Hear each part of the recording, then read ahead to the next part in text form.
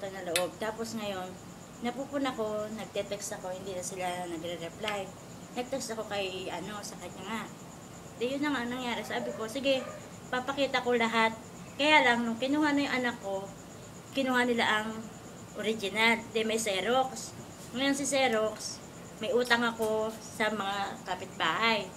Ngayon sabi nila, baka daw hindi ako bumalik. Baka daw yun nga, iniisip nyo rin na gamitin ko. Kumbaga, ihingi ko na. Sabi ko, sige, iwanan ko na lang sa inyo. Hindi ba, teka muna, hindi ba nila naisip yun na para mabayaran din sila, dapat binigay sa iyo. Kung talagang yun ang intention mo, manghila. Dapat yun, bigay sa iyo kahit Xerox copy. Nagpa-Xerox ka pa, nagpa-triplicate ka dapat na Hindi, maiiwan sa mali nga rin kanila. po ako eh.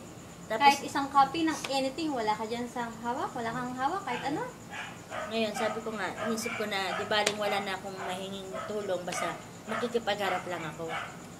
Hindi na ako... Kasi, ang nangyari niyan kasi ganito,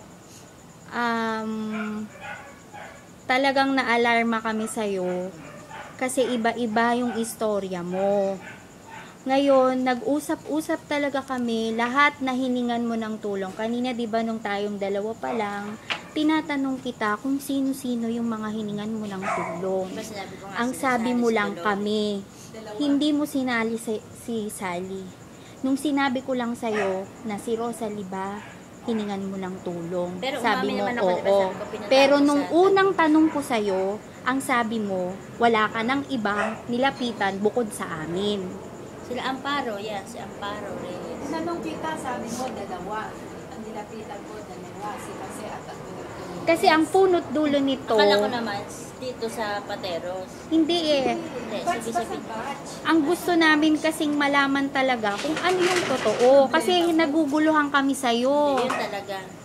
Ang kwento mo sa amin, nagpunta ka sa amin nung Friday, di ba? Kasama mo si Maricel, nagpunta ka dito.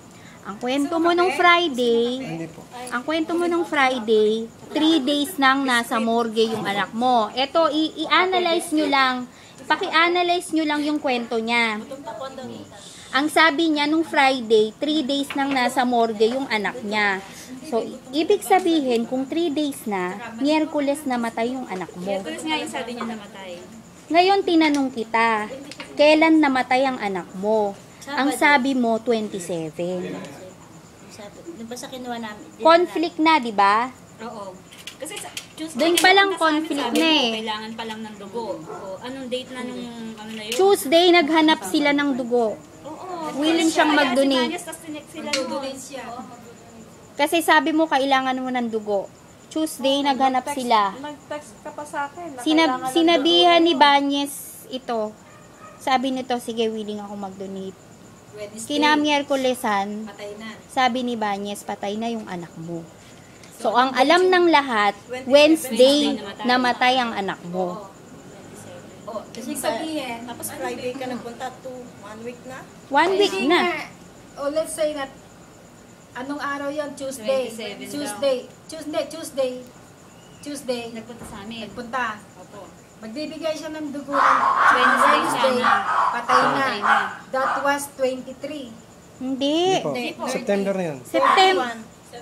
Hindi, 31. pataas naman ang bilang nyo eh. 31, 27 Merkules yun. Ande, 30 31 yung siya Tuesday.